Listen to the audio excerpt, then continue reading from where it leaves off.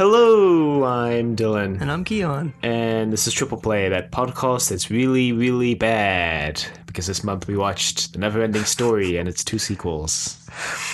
Written by Wolfgang Peterson, Herman Weigel, however you say it, Karen, hold on here, Howard, and Jeff Lieberman. Directed by Wolfgang Peterson, George T. Miller, Peter McDonald. Produced by Bernd Eichinger,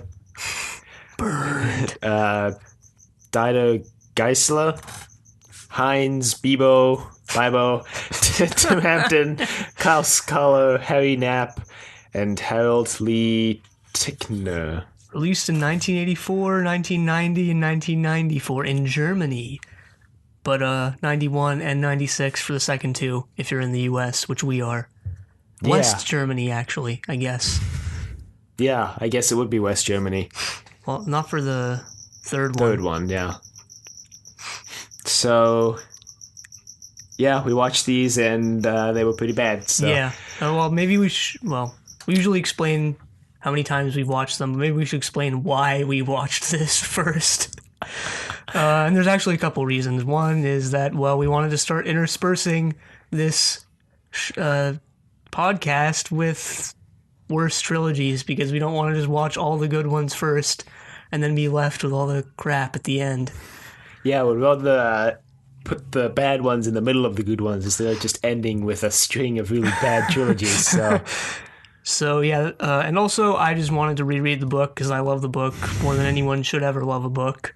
And I was going to reread it anyway, so I was like, hey, we might as well watch these movies. Yeah, look next month for an episode on that. Where I ruin Keon's childhood dreams by taking a big dump all over the book. You said you liked it. Yeah. Anyway, so I've never seen these films before. I also haven't. Well, I watched like the first 10 minutes of the first one, and then I was like, yeah, this is really bad, so I just turned it off. And this was when I was like 11 or 12, so... Oh, well, they were pretty bad. Although, the third one more so than the first two. Yeah, honestly, I think the third one... Well, I came away from this thinking, like, yeah, the first one actually wasn't as bad as I thought it was going to be. Maybe that's just because the second one was really bad, and the third one was, like, one of the worst movies I've ever seen. Well, I guess we should, before we complain about the movies, we should go through the production information like we usually do. Right, so the book was written in 1979. Well, it came out in 1979. In German. And, yeah. In 1983 in the US, and everyone was like, wow, this book is really good. And they were right. This episode is also going to include me fanboying over the book, by the way.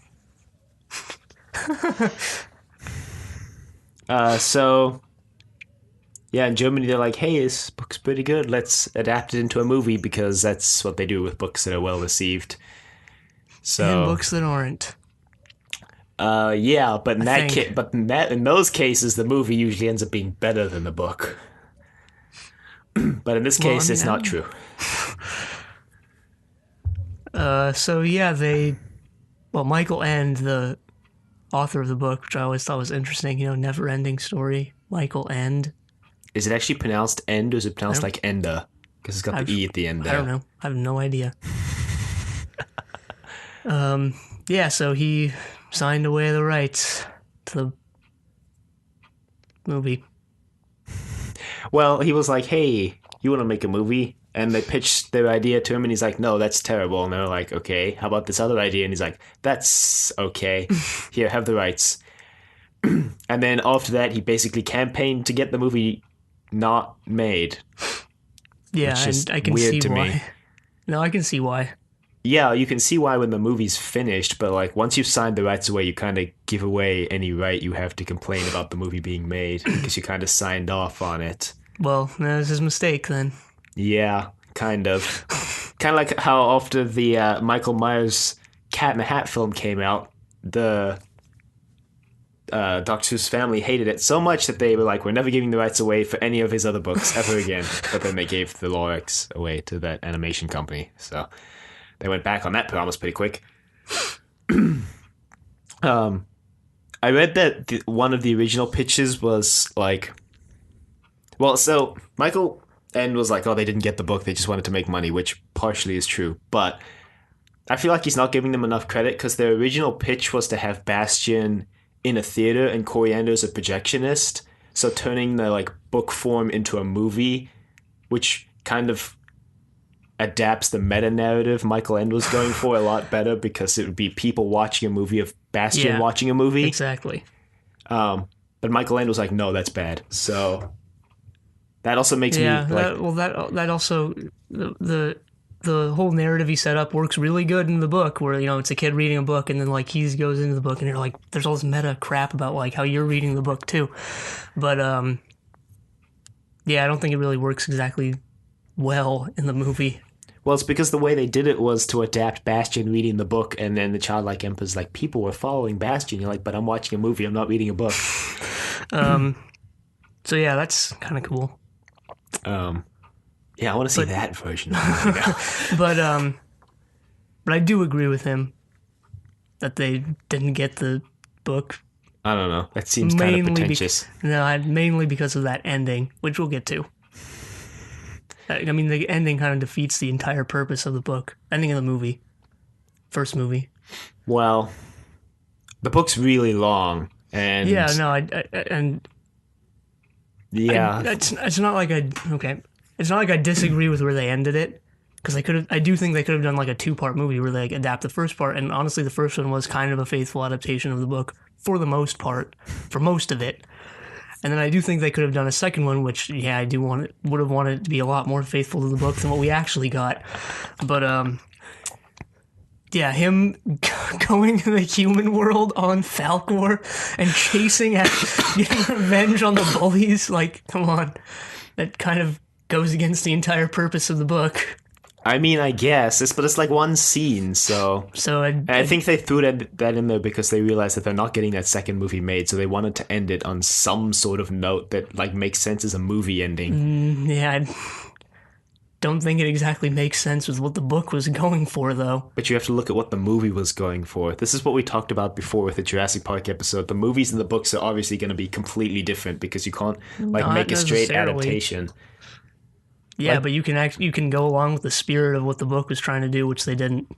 Because they didn't want to. They wanted to make their own thing with the same story, and And I'm okay why with that. I'm not okay with it. That's like why I don't like the first one at all. I mean, I feel like it's unfair to kind of crap all over these filmmakers because they had this one vision that they wanted to make, but because their vision didn't align with the book, it's not a good movie. Like, I feel like that's unfair. I don't think it's unfair. I think their vision sucked compared to the book. I mean, you can say their vision sucked. Like, okay, their vision sucked, but I think then you have to say their vision sucked, not because their vision sucked because it wasn't the book. Because they had a vision, they wanted to do this thing, and so it sucked. That's what I'm saying. Like, I really don't like what they did. But you're saying you don't like what they did because it wasn't the book. Because it doesn't go along with what the book was trying to get But they at. didn't want to go along with what the book wanted to. That's what I'm saying. They should have, because the book is a lot better. I mean, yes, the book is better, but like, I still feel like it's unfair to say their vision was bad just because it's not the book. Like, they tried to do something unique and it didn't work, so it didn't work. That's not what I'm really saying. I'm saying, I mean, like, that's what I got out of what you were saying. well, what they did was like so out of line with what the story was like trying to say in the first place. Yeah. What I'm saying is that they didn't try to make it say what the story was saying. So that's pretty bad. I don't think we're going to agree on this. Well, anyway, so they did a lot of animatronic work in all 3 films, actually. Yeah, made by Jim Henson. Well, it's just Co. Jim Henson in the 3rd one. Oh, really? Yeah, the first one they got I don't remember his name now, but he worked on Empire Strikes Back and Alien before they hired him for this film. And the Germans had like no production companies for SFX, so he had to bring over like all his colleagues to Germany when they hired him. Oh yeah, the first one was like the most expensive movie ever made in Germany, by the way. Yeah, well, Germany didn't really have a movie scene at this time, so... Movie scene, get it? Anyway. That's bad. You said it.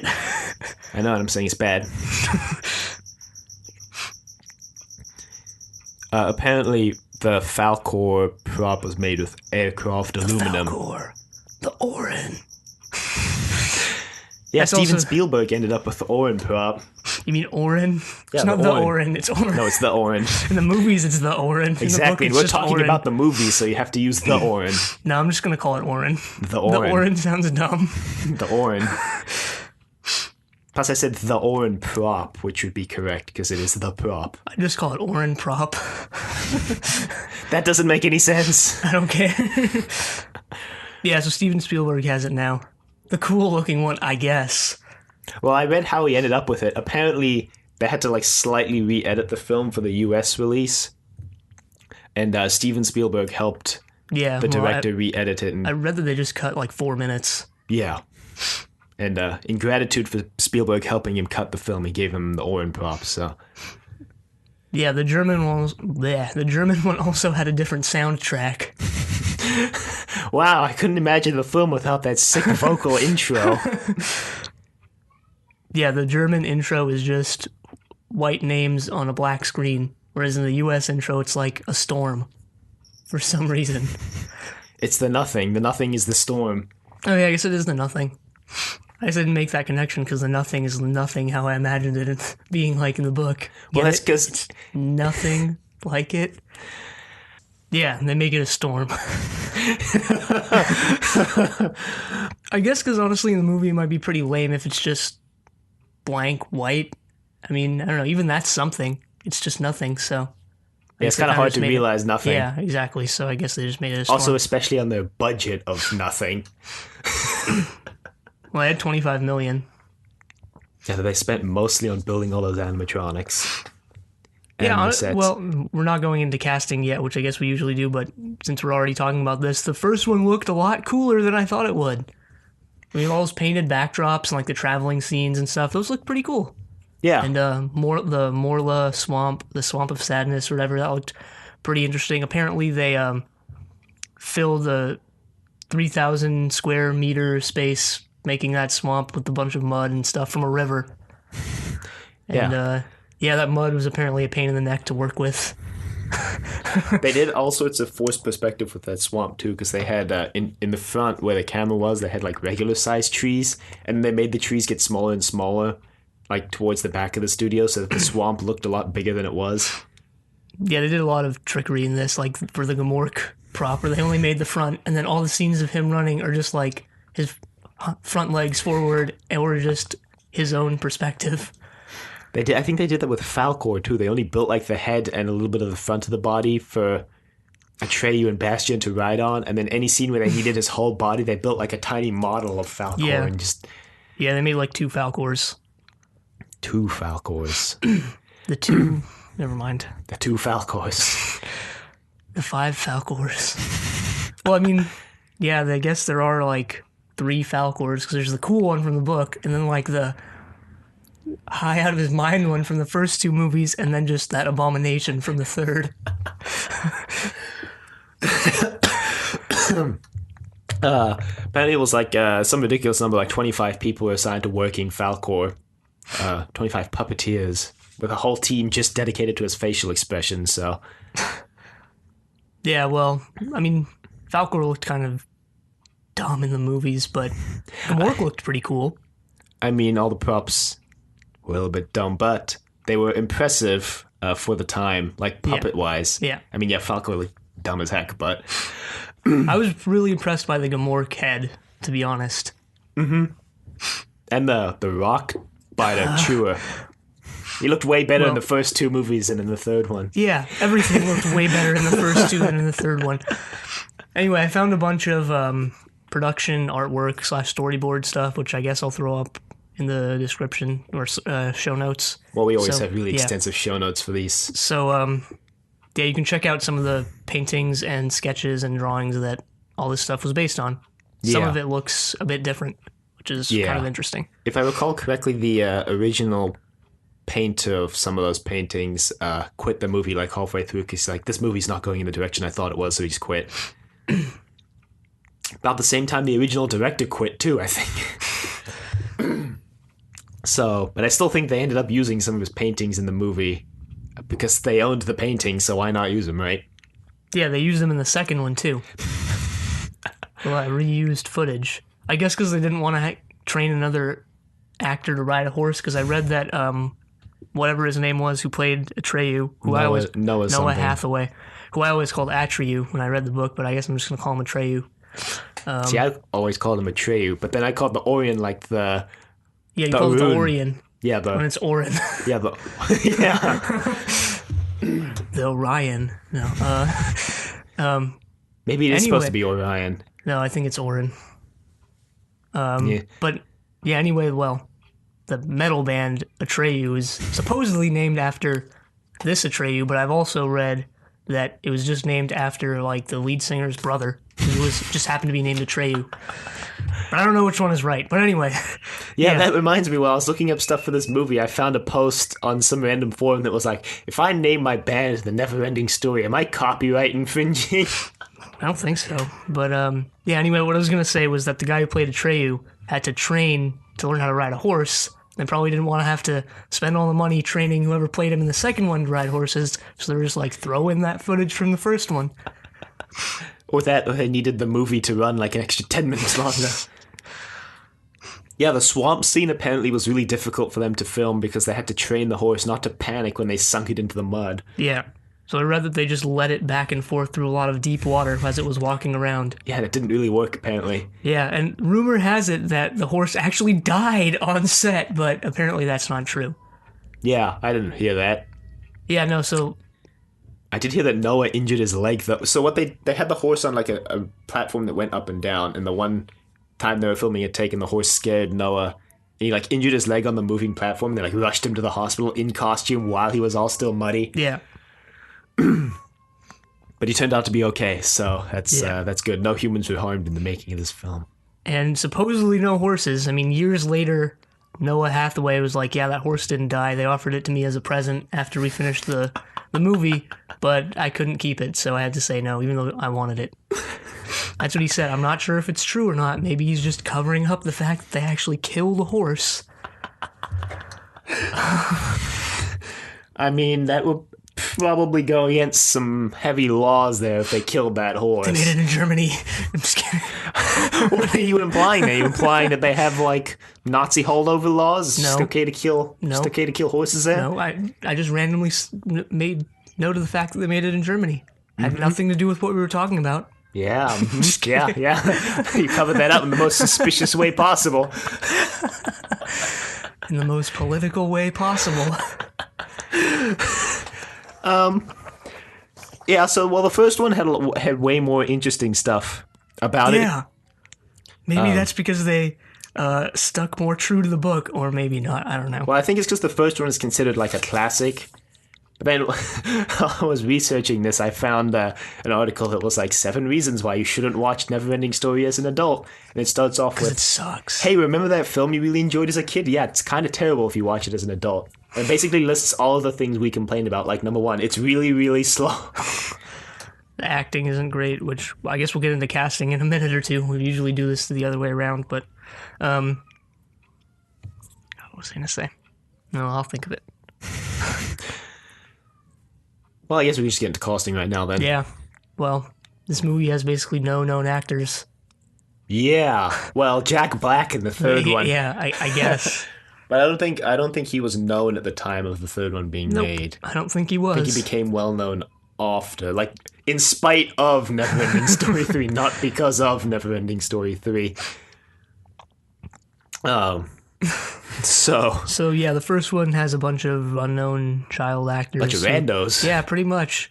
Actually, all of them just have a bunch of randos. Yeah, a lot of them never acted again. Like the girl who played Childlike Empress never did. I thought it was Which kind of Childlike Empress? the first one. Okay. I'm talking about the first one here. So She was the best actor in that film. She was born in Iran, which is pretty cool. Or well, I think it's kind of cool just because I'm Persian, but yeah. So that's kind of interesting. Everyone else was kind of just cast.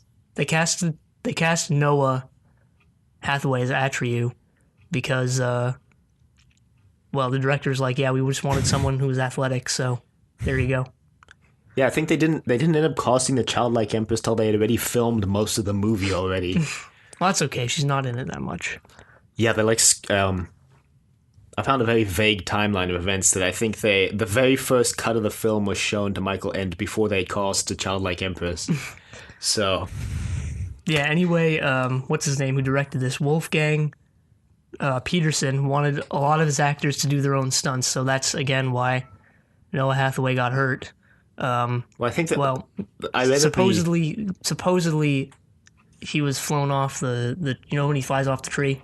yeah. Supposedly he did that himself, but then got hurt by it. But Well, I read that but there's also accounts that like that was a stuntman, so I have no idea.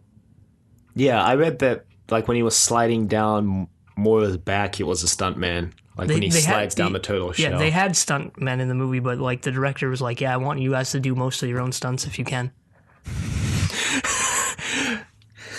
Wow, dangerous times filming NeverEnding Story. Yeah, apparently filming the sliding off Moira's back was like really difficult to do because they could only do it because they only had one take to do it in. They had to like time the pouring of the mud down the back at the exact time that like the stuntman flew past the camera or whatever, and it was just a difficult thing to put together, I guess. Yeah, and I read some of the scenes in this movie took over 40 takes to get right. Yeah. So. Yeah, I think at the end of the day, it's a difficult film to put together. It cost them like $25 million to make the racing snail. That was the first animatronic they made, and one of the most expensive. So, and yeah, speaking of the racing snail, the what's the Tiny? I think it was the guy who rides the racing snail. yeah. Was Mr. Sin in Talons of Wang Chiang. Wow, that's I did not know that. Oh. Yeah, well. Yep. You see why he doesn't talk much during movies. He's kind of a terrible actor. Yeah, he is. He's also in another Doctor Who serial that we haven't watched yet. Okay, so we can look forward to him. Yep. Well, do you mean haven't watched yet when we're recording this, or haven't watched yet when this will go out? No, because this doesn't go out till... No, haven't watched yet at all. Okay. Well, anyway, the second and third movies are way less interesting production-wise because they were just like, well, we got to bank on all this cash we're making, so let's make a second one and a third one. Yep. So the second one went into production, and they like kind of barely adapted the second half of the book. They just took some of the plot elements and went like their own direction with them. Yeah. Which, okay, whatever, I guess. I mean, yeah, it was pretty bad. It was worse than the first one. These declined in quality pretty rapidly. Yeah, they did. Apparently the producer, the original producer, what's his name?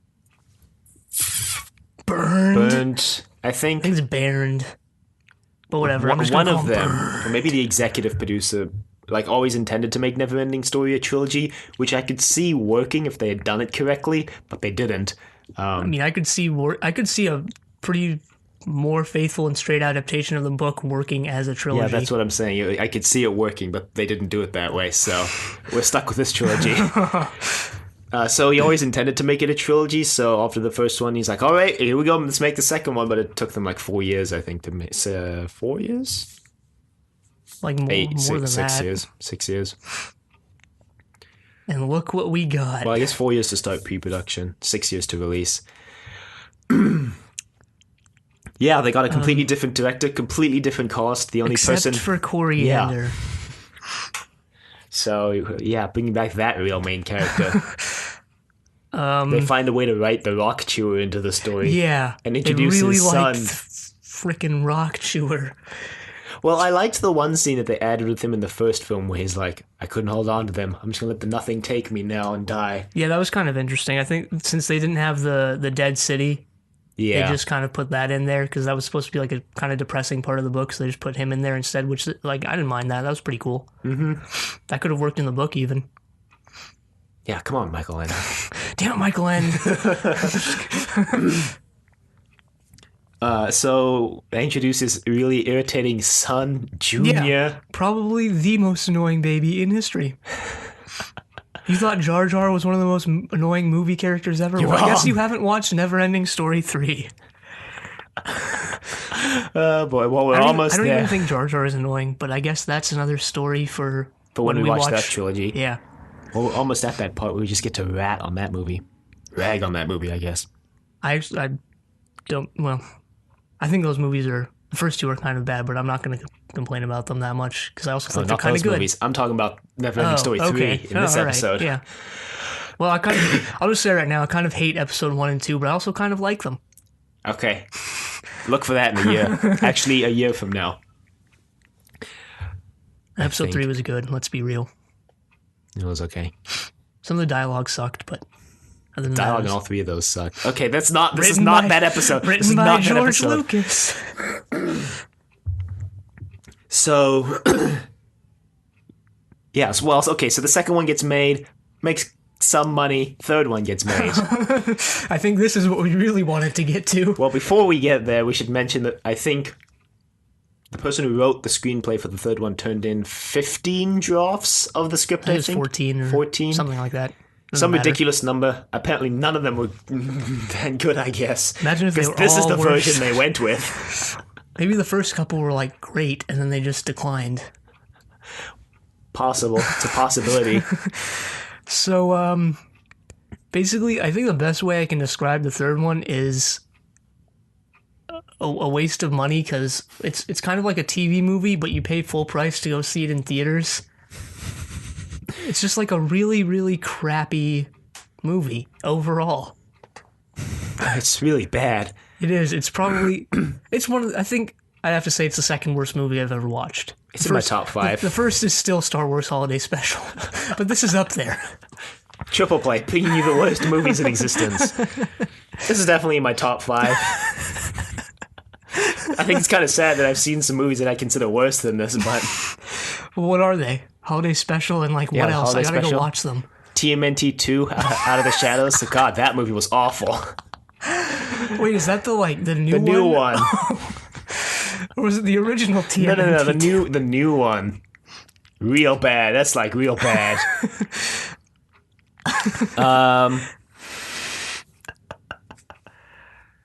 That's it. This is number 3. Yes, pretty much number 3.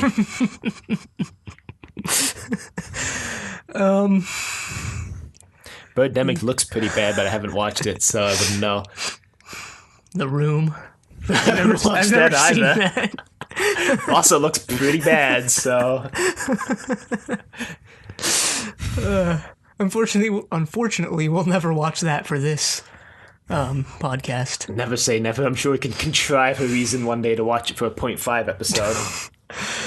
We're never going to watch my favorite movie of all time for Triple Play, because it's not a trilogy. But I guess we can find something that it's related to. What is it? Maybe Napoleon Dynamite. Oh, yeah. Best movie ever made. No, Back to the Future is the best movie ever made. Second best movie ever made was Space Jam 2. Oh, yeah. I like the memory erasing thing at the end. Yeah. But yeah, what were we talking about? Aren't they actually making a Space Jam 2? Yeah, they're making a real Space Jam 2. Well, anyway, so this movie was terrible. All the animatronics in the third one Sucked. were provided by Jim Henson's Creature Shop and looked nothing like the ones from the first 2 films, especially Rockbiter. And Falkor. Yeah, Falkor. So Falkor the first looks like a cross between the original Falkor and Goofy. Yeah, in the first 2 he just looked high out of his mind, and the third one he just looked terrifying. Yeah, he also kind of talked like Goofy in the third one for some god unknown reason. They were trying to appeal to that younger crowd, especially with Junior. And that I think Junior drives away any crowd, including his parents. And that quality potty humor from Engywook and what's her name? Urgle, and just all the other terrible scenes like the Rockbiter riding his bike set to that music. The music in this was one of the worst parts of the movie, especially in that final scene. Well, the shaky cam and quick cuts, and you couldn't tell what was going on, and the music just ends like 3/4 of the way through the scene, as if they just ran out of music and didn't time anything properly. Oh, God. Yeah, but I like when all the music came on and it sounded like it was going to be a sick vocal song, and then there's just no singing, and it's like backing track for a solid 80s one-hit wonder.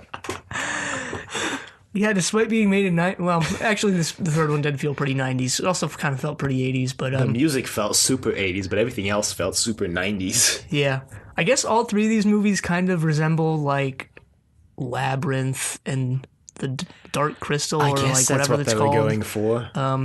Well, I mean, I don't think it's what worse. they're going for, but it just kind of was a thing at the time. These kinds of movies. But I think also Labyrinth, the creatures for that were also provided by Jim Henson. Yeah, they were. That also had might David be part Bowie of in it. Yeah, David Bowie in this. I watched like half Acting. of that movie, and then I was like, "This is kind of bad." I haven't watched Labyrinth. I just hear things about Labyrinth. Well, anyway, back to the terribleness that is NeverEnding Story 3. Once again, completely different cast with Jack Black in it this time, playing what was it? Spit. I thought it was like Something Spike. Spike, something like that. Spin. Oh, Slip. Oh, okay. Well, no one's names mattered anyway because they didn't use them ever. Nope. I didn't even give Rockbiter's wife a name. Just Rockbiter's Didn't even wife. give Rockbiter a name. He was just Rockbiter. He has a name in the book, and it's something unpronounceable like most of the names.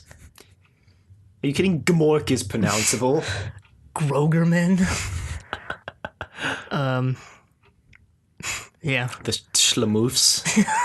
I can't believe the Schlamoofs only had a tiny cameo with that one butterfly.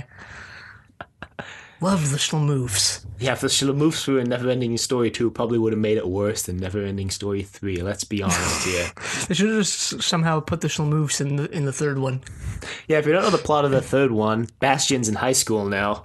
And he's getting bullied, and they just contrive a bunch of nonsense. Yeah, the and high bullies get school the book drama. and control the book. Somehow. Childlike Empress goes mad with power because of the Nasties, which is the name of the bullies. Yeah, the book had the nothing, right? That was like the Yeah. problem they were trying to solve in the first half, and like, you know, that's pretty neat. That it's not sort of like a concrete antagonist; it's the nothing. So that's kind of cool. And then the second movie, they brought in the empty. the empty, and then it just declined in the third one to the nasty, which makes people mean. Yeah, well, they did adapt The Old Man in the Mountain for the third one. Finally, except they did it in okay, whatever. The worst way possible. Yeah. Basically, they did everything in the third one in the worst way possible. So, yeah, if you want to go watch a bad movie, this is definitely going to be one of your picks. Well, I think we just spent most of the film just laughing at how bad it was, so I don't Yeah. think we could explain half the plot because I don't really know what happened. No, The stepsister steals the orange. something about a really mean stepsister, and all the characters are in the human world, and Oh yeah, Falkors walking through that Chinese Lufthansa. the Chinese New Year, I think, parade. Yeah, yep. Just blended in, it just casually takes off, and no one seems to care. That ET shot. It's a silhouette of Falkor flying by the full moon. Wow, it's just bad in every way possible. Yeah, the stepsister's really mean, and at one point she just apologizes and expects us all to kind of just be like, oh no, it's okay. Well, you can see why she's doing it from the beginning of the movie, so it's not really that. I wouldn't call it like that great of a scene It's at not. all. So, yeah. It's just bad. I think we're at that point where we get to talk about how well it works as a trilogy, and we get to doesn't. be like, no, it doesn't. This is the worst. This works the least well of anything we've watched, even worse than the Dollars trilogy, which isn't even like a real trilogy. So this is just a sad, pathetic excuse for a trilogy. and the one of the worst parts is, as we said before, they probably could have adapted or done a more faithful adaptation of the book, and that kind of probably would have worked. They could have even just done Good it as a as trilogy. they could have just done it as two really good movies. Yeah, they could have. And all they would have had to do was film it like Back to the Future 2 and 3, film them back to back, make each film 2 hours, and release them as NeverEnding Story Part 1 and Part 2. Done. Easy. Yep. Well, they didn't have the time, money, desire, or any other imperative to do that. So, I mean, yeah, if you read the book, it does kind of feel like two books smashed together. I mean, it is. It's supposed to be like, the first half is this one distinct part, and the second one is its own distinct part. So There's two main characters in the book. Maybe all the filmmakers just really liked the first part a lot better, and they were like, yeah, the first part's way cooler than the second half. I think a lot of people like the first part way better. Well, yeah, because... Okay, we'll talk about this in the book episode. Bastion. By the end, I really liked Bastion. I didn't. That's one of the main complaints people have about the book, is that they just hate Bastion, but I don't see why. Well, I see why, but I think the second half of the book is like him redeeming himself, but anyway. He doesn't really redeem himself. That's why I hate it. We'll talk about that later. But yeah, that's our next episode. Yeah, I don't know why they adapted it so poorly or weirdly. Yeah. Baffling. Yeah. Baffling. Well, anyway, so expanded universe nonsense. They haven't made another remake of this film, which is surprising given Hollywood's propensity to remake old films nowadays. I think it'll get remade at some point, and whenever it does... Well, I read in 2014 that they're having difficulty acquiring the rights. Yeah, it's going to happen someday, and I hope when it does that they can do the book justice. I thought you were going to go with, I hope when it does, I'll be dead because I don't want to see it. I mean, they won't, right? They won't do it any justice. They might. Most Hollywood remakes nowadays are just for the money. And everything is just for the money, ever, in the whole world. Yes. It's a problem I have with the world, but anyway. That's what I like about the world. But nowadays, money. Nowadays it's like they're putting less care into it. I don't know what that means, but like if you watch Lord of the Rings, it's like a really faithful adaptation of the book, but then you watch The Hobbit and it's like, no. Right, it's just garbage. From what I've heard, I haven't seen The Hobbit, but I've seen Lord of the Rings. All right, well then probably shouldn't judge, but I'm not judging The Hobbit. I'm just saying people say that The Hobbit is a way worse adaptation than Lord of the Rings. And I'm just saying it indicates that Hollywood is moving away from honoring the source material to just making films solely for the money. Well, I think it depends what it is you're talking about. I think it's like case by case more than just saying... Well, I think it depends who you get to make your film. If you get someone who really likes the source material, then yeah, they'll make a film that honors the source material and will be really good. But if you just get someone who's just there because they're getting a paycheck, then they're not gonna honor the film, right? Well, I mean, they should. It's better for everyone in the long run. Even they should. Even themselves. They should, but they just care about the paycheck, or they just have a different vision, like you were saying before, which it isn't necessarily bad. Although in this case, it was terrible. Well, we'll see. We'll see when it inevitably happens. Like I said, I think if they do remake it, though, they should get someone who actually likes the book, like me. I should remake it and will respect the source material.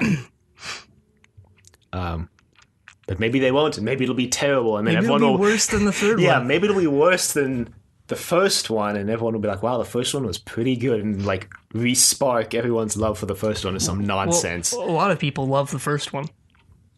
I think the people who love the first one really beloved. Watched it as a kid. Yeah, that's... I mean, and I don't want to be mean or anything, but I feel like a lot of it is nostalgia goggles, right? Yeah, of course. I mean, honestly, rose-tinted goggles. I'd say I like the first one overall. I hate the ending of it, but overall, I'd say I like the first one. Yeah, I'd say the first one is a decent enough film. It's pretty faithful to the book until the ending. I despise that ending. I can't say it enough, but... I'm okay with it. Yeah. Other than that, there's more to this franchise, although a lot of it is German only, which makes sense because this book is huge in Germany. It's one of Germany's famous books. The only one. Well, Mein Kampf, I guess. So, I'm pretty sure there are others that we don't know about. Well, yeah, because we don't live in Germany, so... Well, no, I mean, I'm pretty sure there are other, world-famous German books that we just don't know about. Well, that probably, too. Probably because they get translated into English before they get released here, and then... You don't know they're German. Yeah, exactly. So, yeah, well, that's all we can say about that. It was terrible. I wouldn't watch it again. unless it was like bad movie night. Email us at thedoctor@decorativevegetable.com. Questions, comments, concerns, angry rants, love letters, your never-ending story thoughts. You can find us on YouTube, Google Play, and iTunes, all at Triple Play. iTunes? iTunes? Wow! What a twist! We're on iTunes. And yeah, the website's decorativevegetable.com. Check us out on Facebook, Triple Play, or facebook.com/3P Podcast. Like us on Facebook. Also check us out on Twitter at 3P Podcast. But also check out TYD Podcast. And so yeah, usually we give a hint as to what we're watching in our outro, but it's becoming increasingly more difficult, and it'll only get more difficult as we start watching movies we've never seen and know nothing about. And honestly, the hint kind of isn't that important a part of the episode anyway. So next time we're gonna watch Kung Fu Panda, okay? But until then, the end. Yeah.